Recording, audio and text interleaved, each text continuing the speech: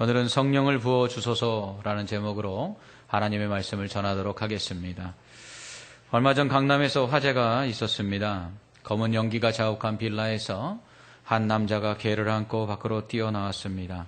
그는 화재 현장에서 대피를 돕던 경찰관에게 집안에 어머니와 할머니가 남아있으니 구출해달라고 부탁했습니다.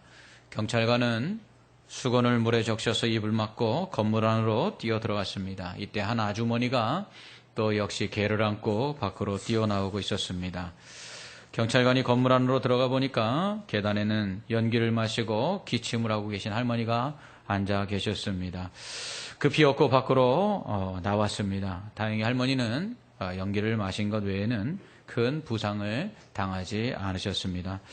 나중에 알고 보니까 개를 안고 맨 처음 뛰어나온 남자는 그 할머니의 손자였고 두 번째로 개를 안고 뛰어나온 아주머니는 그 할머니의 딸이었다고 합니다. 그런데 더 가관은 어머니를 놔두고 개를 안고 뛰어나온 그 딸이 경찰관에게 집안에 개가 한 마리 더 있으니 꼭 구해달라 이렇게 이야기하더랍니다. 가정의 달 5월을 맞이해서 이런 이야기를 들을 때 참 가슴이 더 안타깝고 씁쓸하기만 합니다. 부모가 개만도 참 못한가. 그래서 오죽하면 이사 갈 때 개를 꼭 끌어안고 있어야 버리지 않고 간다라는 농담이 있지 않는가라는 생각이 듭니다. 이런 자식을 참 낳고 자식으로서 그렇게 사랑하고 애쓴 것이 참 무슨 소용이 있나 하면서 그 할머니의 인생이 갑자기 불쌍해지기 시작했습니다. 세상이 어떻게 하다가 이렇게 된 것일까요? 왜 사람들이 무엇이 옳은지 무엇이 그른지를 분별하지 못하는 것일까요? 불타고 있는 가운데 자신의 어머니를 먼저 구해야 되는지 할머니를 구해야 되는지 개를 들고 나가야 되는지도 분별하지 못하는 세상이 되어버린 것일까요?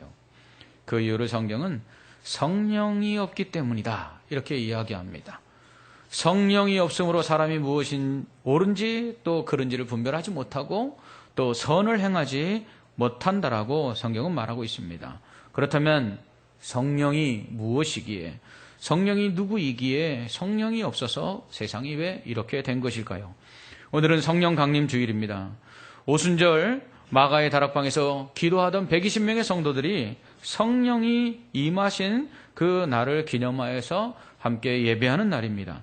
부활하신 예수님은 제자들에게 성령을 보내주시겠다고 약속을 하십니다. 그리고 그 약속하신 대로 하늘에 올라가신 후에 성령을 보내주십니다. 그렇다면 왜 예수님은 성령을 보내주시겠다고 약속을 하셨고 또 약속하신 대로 성령을 보내주셨을까요? 예수님은 십자가에 달려 죽으심으로 모든 인류의 죄를 대속하셨습니다. 율법의 저주 아래에서 율법을 행함으로 의롭다함을 받을 수가 없고 오히려 율법의 정죄를 받아 저주받아 심판 아래 놓인 우리를 불쌍히 여기셔서 그 율법의 저주를 친히 담당하시고 우리의 죄를 용서해 주시사 우리를 율법의 저주로부터 심판으로부터 그리고 더 나아가서 사망으로부터 우리를 자유케 하셨습니다. 죄의 종노릇해서 우리가 원하는 바 선을 행치 못하고 원치 않는 바 악을 행하는 이 곤고한 우리의 존재를 예수 그리스도께서 십자가에 달려 죽으시고 믿음으로 하나님의 자녀 삼으사 하나님을 거룩하게 하고 하나님의 영광을 돌릴 수 있는 그러한 믿음의 사람들로 우리를 만들어 주셨습니다. 이렇게 예수님께서 십자가에 죽으신 후에 3일 만에 다시 부활하셨습니다. 부활하신 예수님은 부활의 첫 열매가 되셔서 예수님을 믿는 사람들은 누구나 예수님처럼 그렇게 부활하여서 영생을 얻고 천국에 살게 될 것을 우리에게 증명해 주셨습니다. 이렇게 우리를 구원하신 예수님은 하늘로 다시 올라가셨습니다. 그러면서 제자들에게 보혜사 성령을 보내주시겠다고 약속을 하시죠. 이렇게 예수님께서 승천하신 후에 열흘 지나 마가의 다락방에 모여서 120명의 성도들이 기도할 때 성령이 강하게 임재하십니다. 이 성령이 임재한 이 오순절 성령 강림 사건을 오늘 우리가 기념해서 우리가 그러한 성령의 역사가 오늘도 우리에게 있기를 바라는 마음으로 예배를 드리는 것입니다. 성령은 하나님이십니다. 삼위일체 하나님 중 제3위이신 성령님은 성부와 성자와 동등하신 분이십니다. 그분은 존귀와 영광과 지혜와 능력에 있어서 성부 하나님과 성자 예수님과 조금의 차이도 없는 분이십니다. 그분은 하나님이시기에 또한 우리가 경배해야 될 대상이요, 또 우리가 찬양해야 될 대상이요, 또한 의지해야 될 대상이요, 또한 믿고 확신해야 될 대상이라는 것입니다. 온전히 우리가 하나님을 어떻게 다 이해할 수 있겠습니까? 우리는 하나님을 다 이해할 수 없습니다. 존재론적으로 하나님의 그 존재에 대해서, 삼위일체 되심에 대해서 우리는 이해할 수 없습니다.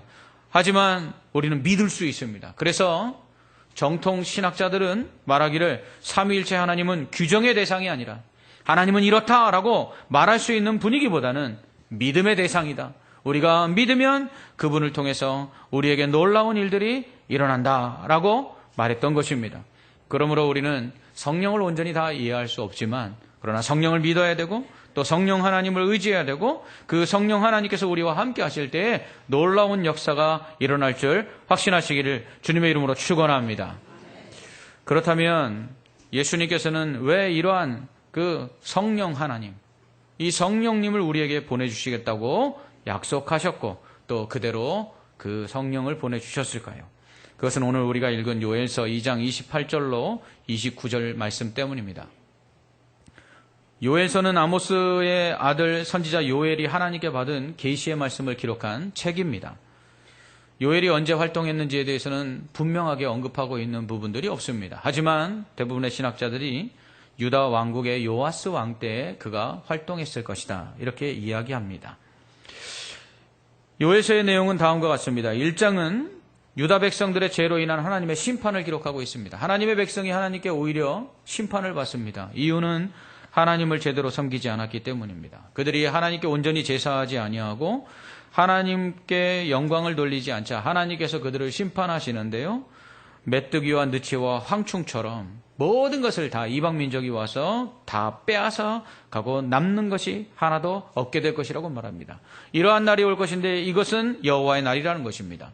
유대인들은 생각했어요. 이스라엘 백성들은 하나님께서 반드시 심판하시는 날이 오는데, 이 날이 여호와의 날인데 이 날에는 이방 민족을 다 모아놓고 심판하시지만 그러나 이스라엘 백성들, 하나님의 백성들은 구원하실 것이다 생각했어요. 그래서 여호와의 날은 이방 민족들에게는 심판의 날이지만 하나님의 백성에게는 구원의 날이라고 생각을 했어요.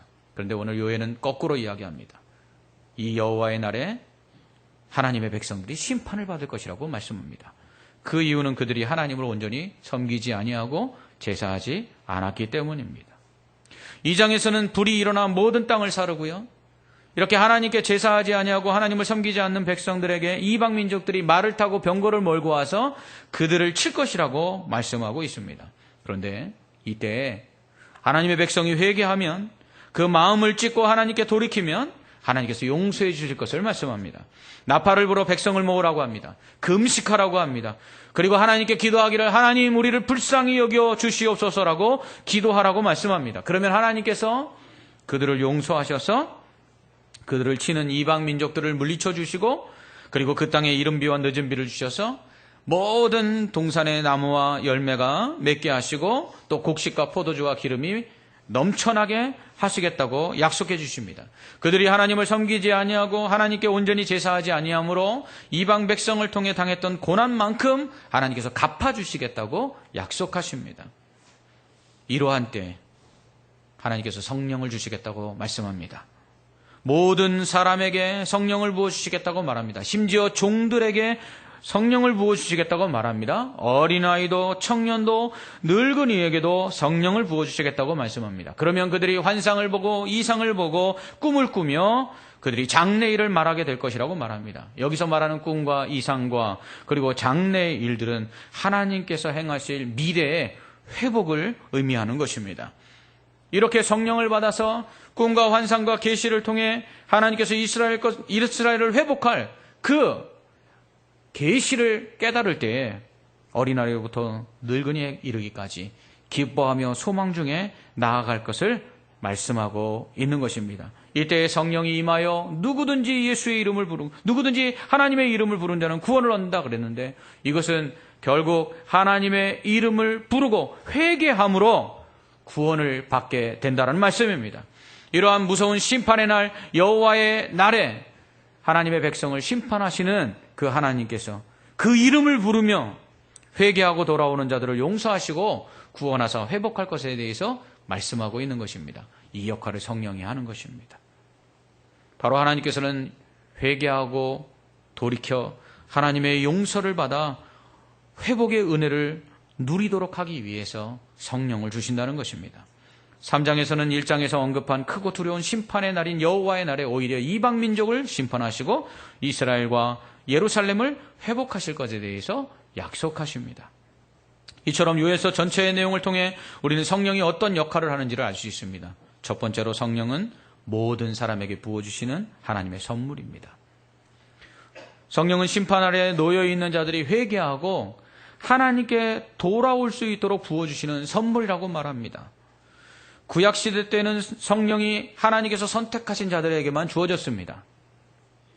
이러한 성령을 받은 자들은 환상이나 꿈을 통해 계시를 알게 되고 또 그것을 해석할 수 있는 능력을 얻었으며 또 강한 힘을 얻게 되거나 기적을 일으키는 능력을 가질 수 있었습니다. 성령은 이와 같이 하나님께서 계획하신 일을 이루기 위해서 하나님의 사람들에게, 하나님의 일을 하는 일꾼들에게 부어주심으로 그들의 없던 능력을 있게 하고 가진 능력을 배가시켜서 하나님의 사명을 감당하게 했습니다.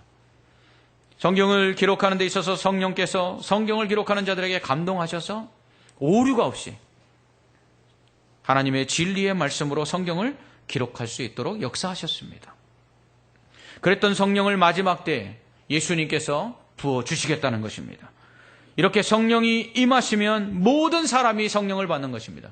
모든 사람이 성령을 받으면 환상을 보고 꿈을 꾸고 계시를 깨달아서 하나님의 뜻을 분별할 뿐만 아니라 그의 이름을 부르고 그러므로 말미암아 구원을 받으며 더 나아가서 능력을 얻어 하나님이 주신 사명을 감당할 수 있게 된다라는 것입니다.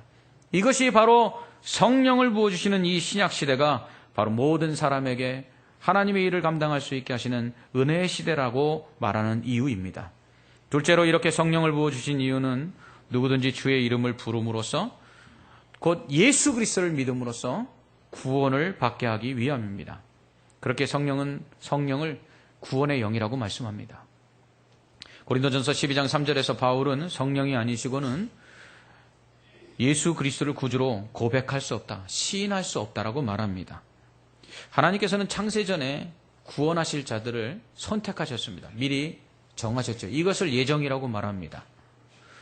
이렇게 구원하시기로 선택된 자들, 예정된 자들에게는 하나님께서 성령을 부어주십니다.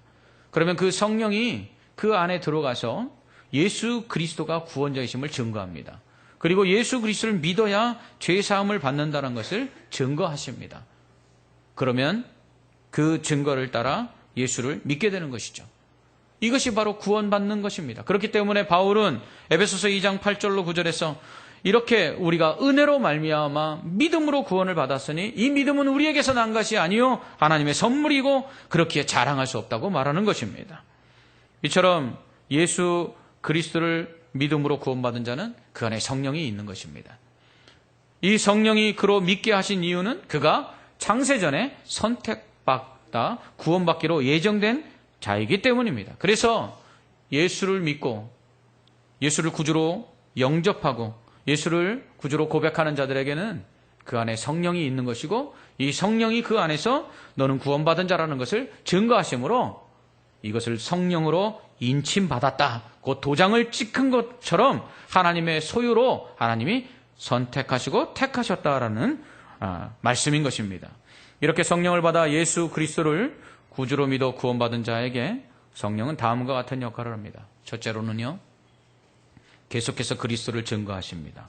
요한복음 15장 26절에서 내가 아버지께로부터 너희에게 보낼 보혜사 곧 아버지께로부터 나오시는 진리의 성령이 오실 때에 그가 나를 증언하실 것이요 라고 예수님 말씀합니다. 예수님을 믿을 수 있는 것은 이 성령이 우리 안에서 예수님이 누구신가를 알게 하시기 때문입니다.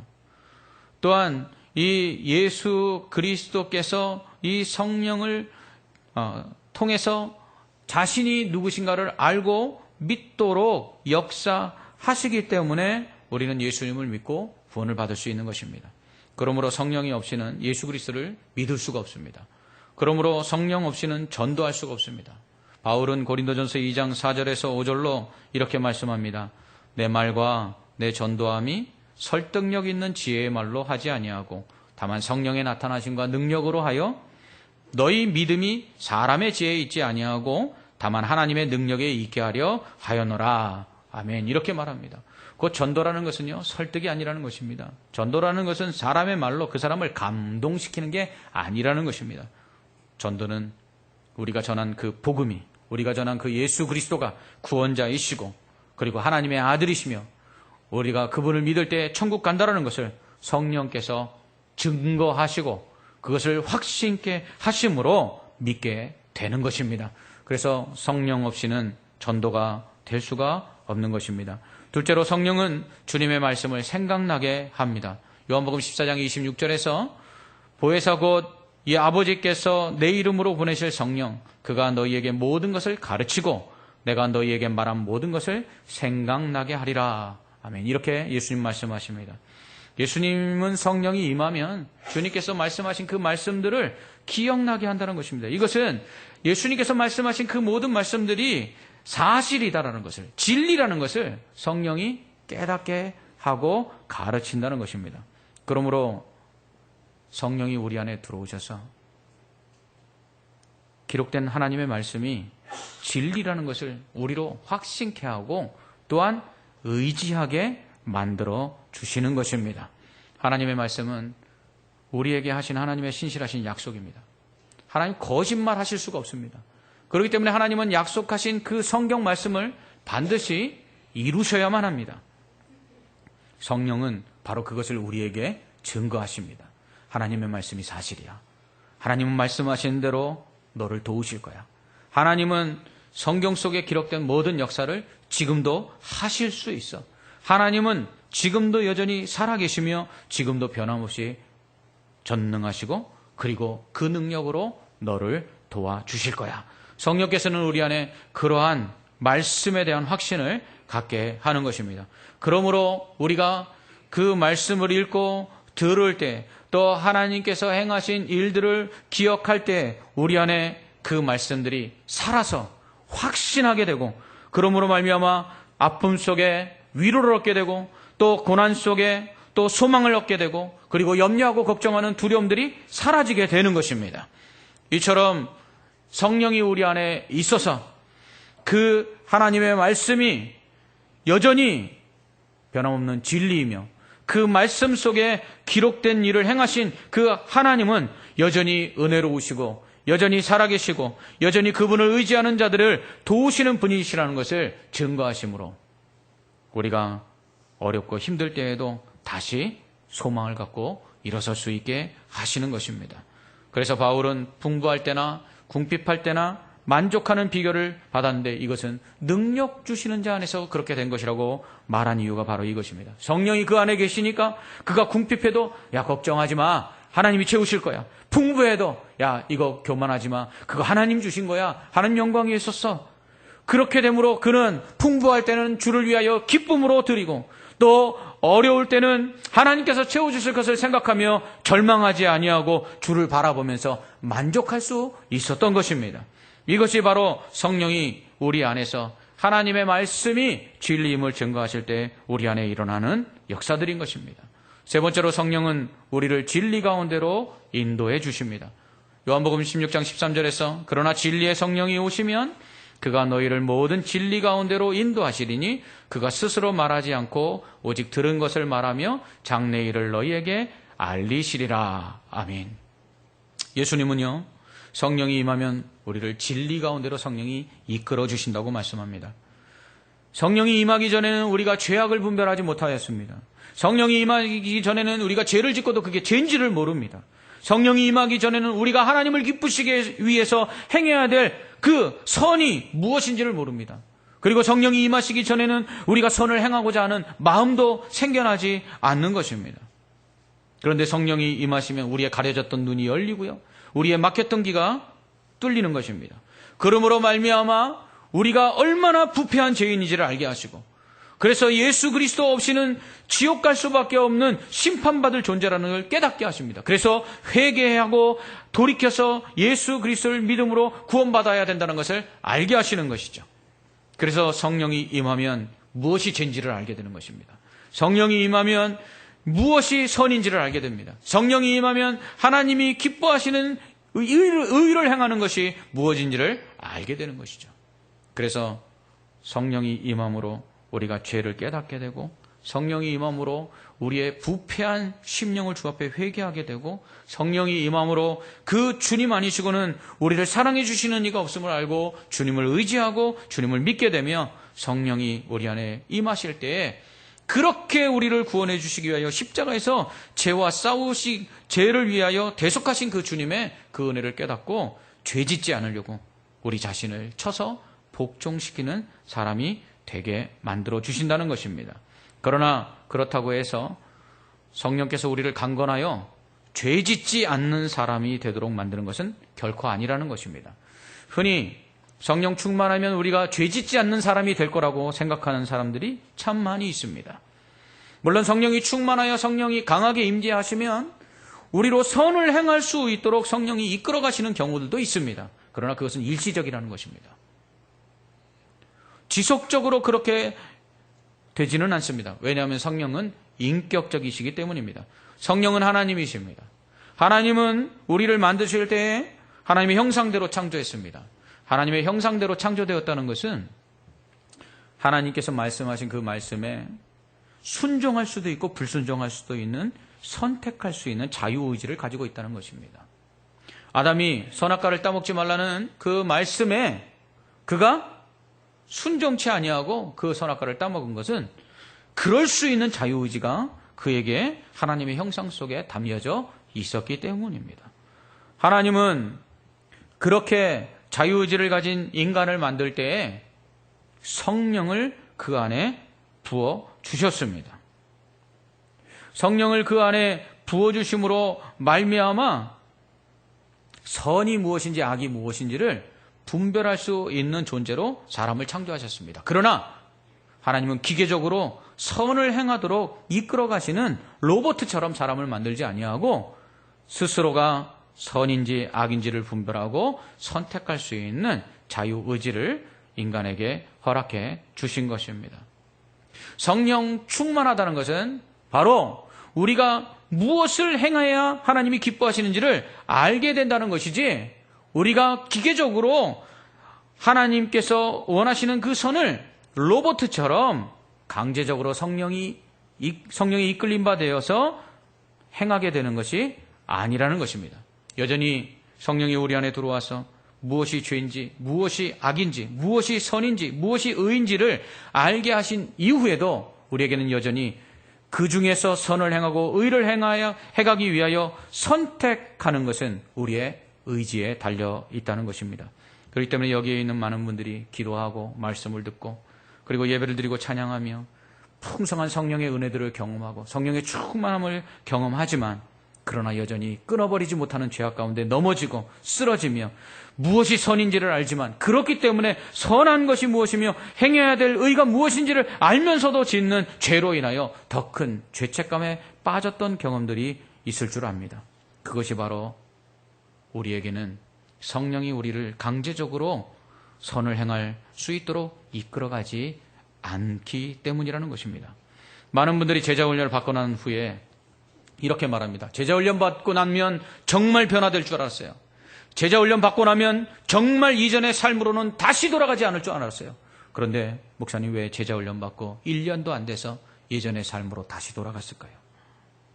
그것은 그들이 성령 충만하지 않았기 때문이기도 합니다. 하지만 성령은 충만하다고 해서 무조건적으로 선을 행하는 사람으로 만들어주지는 않는다는 것입니다.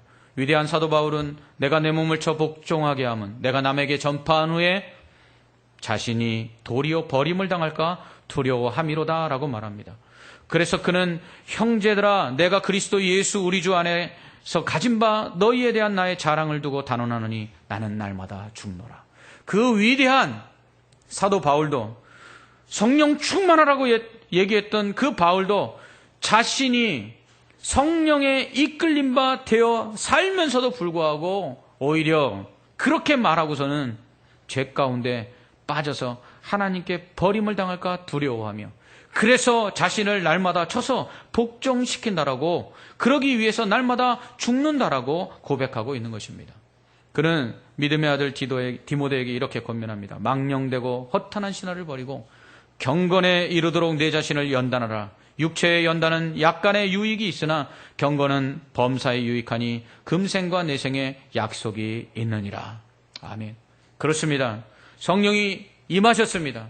그래서 우리가 변화되어 선이 무엇인지 악이 무엇인지를 분별하게 되었습니다. 그래서 하나님을 기쁘시게 하기 위해서 우리에게 은혜를 주시고 우리를 구원하신 그 하나님을 위해서 선을 행하기로 결단하였습니다. 그 다음에 우리가 해야 될 일은 무엇입니까? 그 결단한 대로 선을 행하기 위해서 부단히 노력하고 부단히 연습해야 하는 것입니다. 말씀을 읽고 은혜를 받았다고 해서 그 다음 날도 말씀을 읽으면 은혜가 계속해서 임하는 것은 아니라는 것입니다. 오늘 우리가 기도했더니 하나님의 응답이 있다고 해서 내일도 그렇게 기도하여 응답받는다는 것은 아닙니다. 우리에게서는 여전히 계속해서 하나님의 은혜를 사모하고 그리고 하나님께서 원하시는 선을 행하고자 하는 훈련과 그리고 연습이 필요하다는 것입니다. 좋은 군사는요, 하루아침에 만들어지지 않습니다. 좋은 농부는요, 하루아침에 되는 것이 아닙니다. 부단히 실패도 해보고요, 넘어지기도 해보고요, 그리고 훈련을 통해서 더욱더 좋은 군사가 되고 더욱더 좋은 농부가 되는 것입니다. 이처럼 성령이 우리 안에 임하여 예수를 믿게 하시고 그리고 우리의 어두웠던 눈을 열어 무엇이 선이고 무엇이 의인지를 알게 하신 다음에는 그것을 행하고자 하는 거룩한 마음을 주셨을 때 끊임없이 우리 자신을 쳐서 복종시키며 죄의 소욕을 따라 살려고 하는 우리의 옛사람을 십자가의 그리스도와 함께 못 박아서 날마다 죽는 연습을 하지 않으면 우리는 결코 성령을 따라서 거룩한 삶을 살 수가 없다라는 것입니다. 그러므로 성령 충만하면 자동으로 하나님의 사람으로, 온전한 하나님의 영광을 나타내는 사람으로 변화되는 것이 아닙니다. 그 다음에는 우리가 우리 자신을 쳐서 복종시키고 끊임없이 선을 행하고 끊임없이 의를 행하기 위한 부지런한 연습이 있어야 합니다. 그럴 수 있도록 성령께서 우리를 격려하시고 도와주십니다. 네 번째로 성령은 우리를 위로하십니다. 헬라어로 성령은요, 파라클레토스인데요, 문자적으로는 도움을 베풀기 위해서 곁으로 부름을 받은 자라는 의미입니다. 그리스에서는 재판을 할 때 그 피고가 자신의 무죄를 증명하기 위해서 변호인을 부를 수 있었는데 그는 가장 자신을 잘 아는 친구를 변호인으로 부를 수 있었습니다. 그래서 이 파라클레토스는 자신을 도와주기 위해서 부르는 친구 또는 변호사나 법률 자문가를 의미하는 말입니다. 성경에서는 이 성령께서 우리의 위로자가 되시고 중보자가 되시고 돕는 자가 되시고 상담자가 되시고 탄원자가 된다고 성령을 가리켜 말하고 있습니다. 예수님께서는 성령을 보내주신 이유가 바로 이것입니다. 믿는 사람들이 믿음을 가지고 이 세상을 살아가는 동안에 모든 험한 환난과 시험 가운데서 위로받고 또 도우심을 얻어 끝까지 믿음을 지키도록 하기 위해서 성령을 주신 것입니다. 성령은 우리 안에 내주하십니다. 그러면서 우리의 모든 상황들을 아시고 우리가 기도할 수 없을 만큼 낙심해 있을 때 우리를 위하여 탄식하시며 하나님 앞에 기도하시는 분이십니다.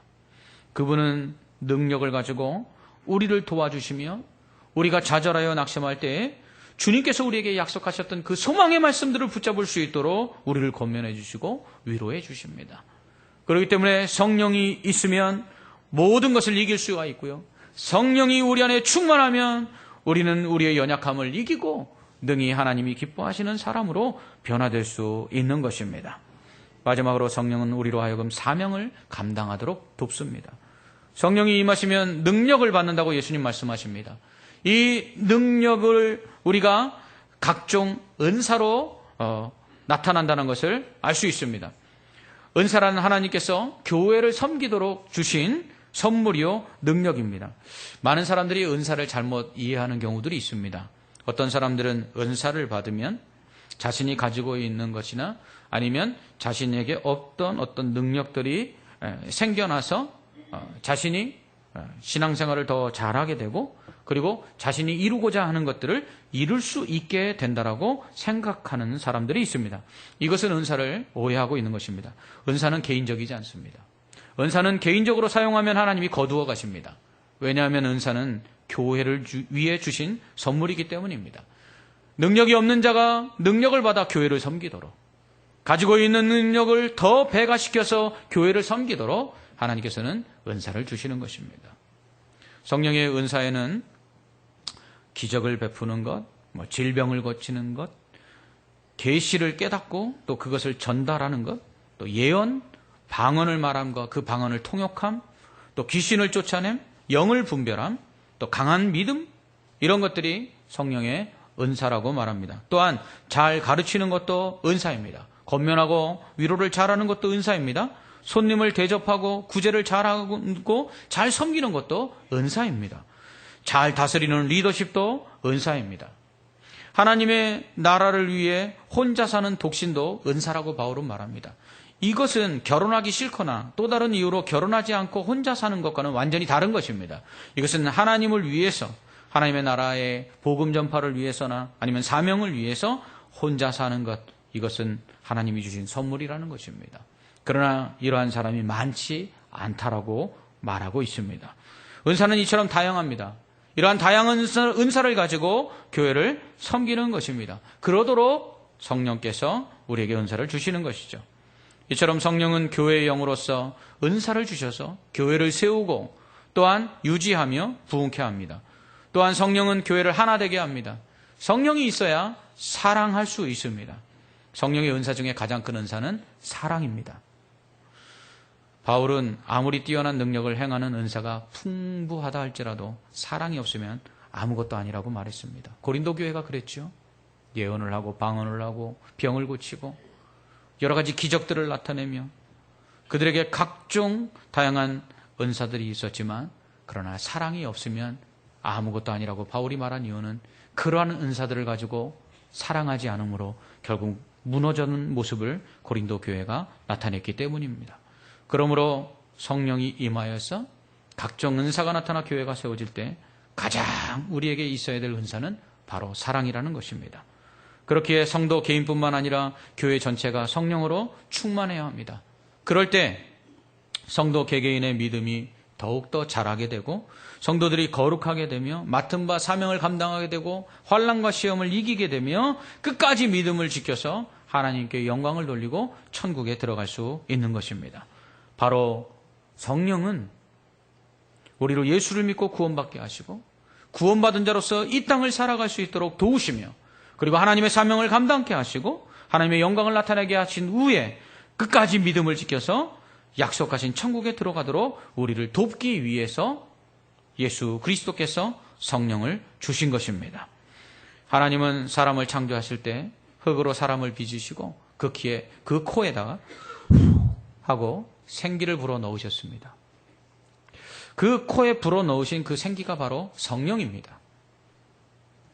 그래서 사람은 생명이 됐죠. 살아있는 존재가 된 것입니다.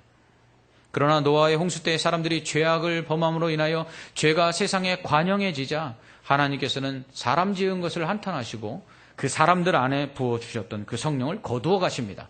그로 인해서 사람들은 육신이 됩니다. 더 이상 그들은 하나님이 원하시는 선이 무엇인지 악이 무엇인지를 분별할 수 없게 된 것입니다. 그리고 하나님을 알 수도 없게 된 것입니다. 그래서 죄를 짓다가 결국은 심판을 받아 죽게 되는 불쌍한 존재로 전락하고 만 것입니다. 그렇기 때문에 성령을 받지 못한 인간들은 타오르는 불길 속에 노모를 구해야 되는지 개를 끌어 안고 나와야 되는지도 분별할 수 없는 불쌍한 인간들로 전락하고 만 것입니다.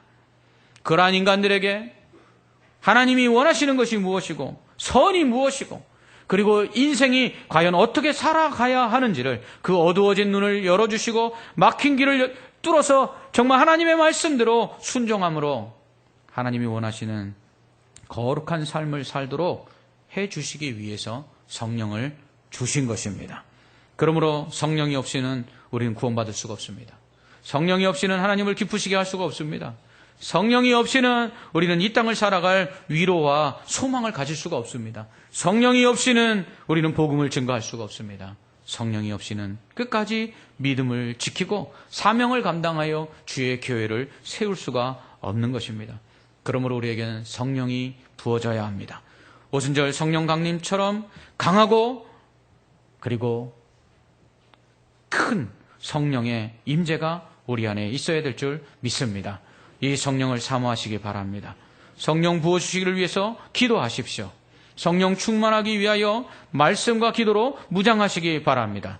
그럴 때 성령이 우리 안에 임하여서 하나님이 주신 그 은혜들을 깨닫고 하나님의 영광을 위하여 의와 선을 행하는 거룩한 사람이 되고 끝까지 환난 속에 믿음을 지킴으로 천국에 들어가는 복을 받게 될 줄 믿습니다. 우리 옆에 있는 분들에게 마지막으로 이렇게 인사하겠습니다. 성령 충만 받으십시오 하고 인사하겠습니다. 성령 충만 받으십시오. 함께 기도하겠습니다. 사랑의 하나님 아버지, 세상이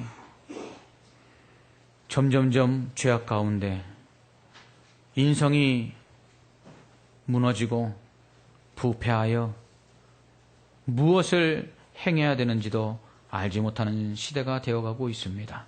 이러한 때에 다시금 만민에게 성령을 부어 주시옵소서.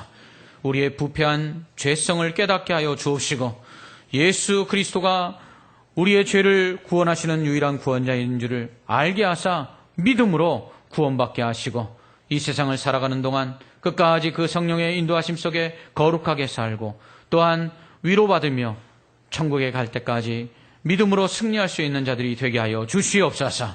성령을 통해 주님이 주시는 그 능력이 우리 교회 가운데 나타나서 하나님이 주신 사명을 감당하게 하여 주옵시고 하나님의 영광을 나타내어 잘했다 칭찬받는 교회 되게 하여 주시옵소서. 성령이 우리 안에 임함으로 우리 안에 말할 수 없는 은혜가 넘쳐나기를 원하오며 예수님 이름으로 간절히 기도하옵나이다. 아멘.